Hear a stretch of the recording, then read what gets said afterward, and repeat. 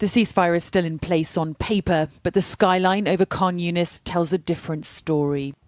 ብዙ የተወራለት የእስራኤልና የሐማስ ስምምነት ገና 2 ሳምንት እንኳን በቅጡ ሳይሞላው ባንዴ ወደ ነበረበት ግጭት መመለሱ ከመጀመሪያውም ለብዙዎች ያልተዋጠው ጉዳይ ስምምነቱ የማይመስል ነበር አስብሏል። በፕሬዝዳንት ዶናልድ ትራምፕ ዳኝነት እስራኤል ወይም ሐማስ ቁማሩን ተጫውተውታል የሚሉ አሉ። ማን አሸነፈ የሚለውን ቀጣይ ጊዜያት የሚገልጡት ቢሆንም አሁን ላይ ለስምምነቱ መፍረስ ሁለቱም ወገኖች እርስ በርስ እየተወነጃጀሉ ይገኛሉ። እስራኤል እንደ አዲስ በጋዛ የአየር ጥቃት መፈጸሟ የተገለጸ ሲሆን ለዚህ እርምጃዋም ሐማስ የተኩስ አቁሙን በግልጽ ጥሷል ስትል በምክንያትነት አስቀምጣለች። ሀገሪቱ ዝርዝር ጉዳዩን ስታስረዳም ሐማስ የእስራኤል ወታደሮች ላይ ሚሳኤሎችን ተኩሷል ብላለች። የእስራኤልና ሐማስ ስምምነት ከመጀመሪያውም ለበርካቶች የማይዋጥ ካደረገው ውስጥ የአሜሪካው ፕሬዝዳንት ዶናልድ ትራምፕ የተኩስ አቁም ስምምነቱ የመደራደሪያ 20 ነጥቦች ውስጥ ሐማስ ትጥቁን ፈቶ በጋዛ ላይ ካለው አስተዳደራዊ ሚና ውጪ ሲሆን እስራኤል ወታደሮቿን ከጋዛ ታስወጣለች የሚል ትርጉም ያለው አረፍተ ነገር ይገኝበታል። ይህ ማለት እስራኤል እንደምትመኘውና እንደምትፈልገው ሐማስ በፍቃደኝነት ይጠፋል እንደማለት ነው። ታዲያ ታጣቂ ቡድኑ ስምምነቱን አምኖና ተቀብሎ በራሱ ላይ ይፈርዳል የሚለው የበርካቶች ጥያቄ ነበር። አሁን በድጋሚ ያገረሸው የሁለቱ ወገኖች ግጭት ያንን የበርካቶችን ጥርጣሬ እውን ያደረገ ነው ተብሏል። የተኩስ አቁም ስምምነቱ ብዙ እንደተወራለት የረጅም ጊዜ ሰላምን ማረጋገጥ ሳይሆን ምናልባትም ሁለቱም ወገኖች የታገቱባቸውንና የታሰሩባቸውን ዜጎች ልውውጥ ለማድረግ የታሰበ የአጭር ጊዜ እቅድ እንደነበረ ሐሳባቸውን የሚሰጡ አሉ።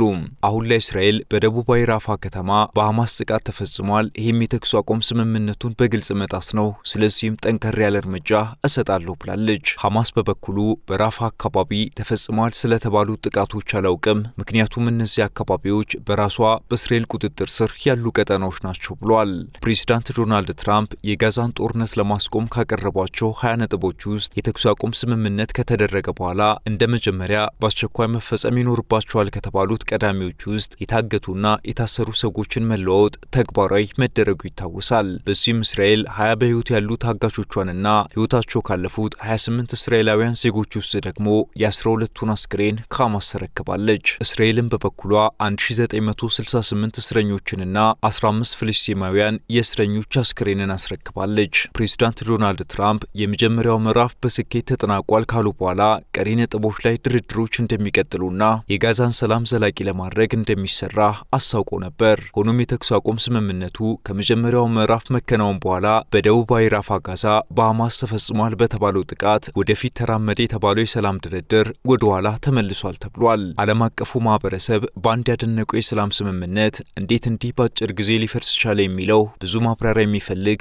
ሰፊ ጥያቄ ነው። የጠቅላይ ሚኒስትር ቤንያሚን ኔታንያሁ ጽሕፈት ቤት ከፍተኛ የመከላከያ ባለስልጣናት ጋር አስቸኳይ ስብሰባ ማድረጉ የተገለጸ ሲሆን የሐማስ መገኛ ሊሆኑ በሚችሉ ቦታዎች ላይ ጠንካራ እርምጃዎች እንዲወሰዱ ትዕዛዝ መተላለፉ ተዘግቧል። ሐማስ በበኩሉ በሰጠው መግለጫ አሁንም ተፈጸመ ስለተባለው የራፋ አካባቢ ጥቃት የማውቀው የለኝም ብሏል። ሐማስ በሰጠው ማብራሪያም ከመጋቢት ወር ጀምሮ ከአንዳንድ ቀሪ ቡድኖቻችን ጋር ያለን ግንኙነት ተቋርጧል፣ እያወራን አይደለም፣ ስለዚህም በእነዚህ አካባቢዎች ከሚፈጸሙት ጥቃቶች ጋር ምንም ግንኙነት የለንም ብሏል። ሐማስ በዚህ መግለጫው በቡድን ቅርንጫፎቹ መሃል የሀሳብ ልዩነት ሳይኖር እንዳልቀረ ተነግሯል። አሁን ላይ የእስራኤል ጦር ከ50 በመቶ በላይ የሚሆነውን የጋዛን ክፍል ተቆጣጥሮ የሚገኝ ሲሆን ከ2 ዓመታት በፊት ጋዛን ለ18 ዓመታት ሲያስተዳድር የቆየው ሐማስ ነበር። አሁን ላይ ሐማስ እስራኤል የሐማስን ተቃዋሚዎች ጋዛ ላይ በመፍጠር ትርምስ እየፈጠረች ነው ሲል ከሷል። ሀገሪቱ ለወንጀለኛ ቡድኖች ከፍተኛ ድጋፍ ታደርጋለችም ብሏል። አሁን ላይ ምኑም ባለየላት ጋዛ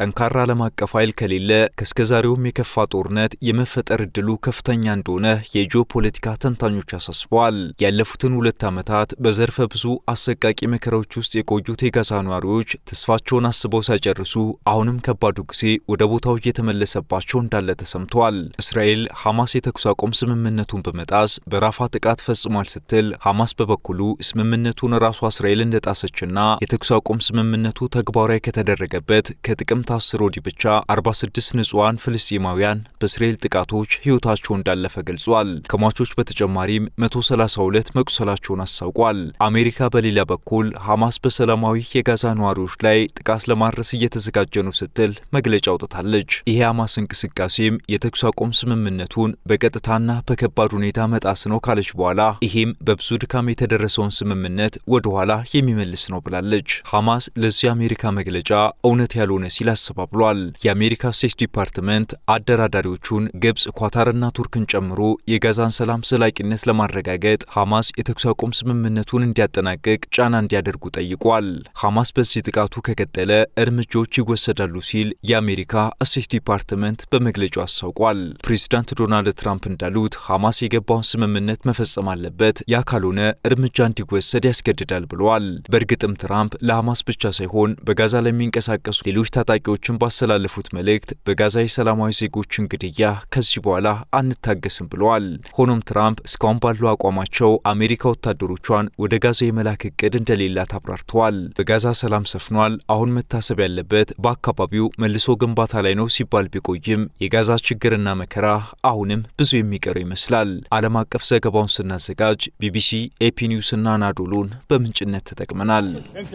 People were there to use the internet. At least 5 of them are now reportedly killed and many more injured.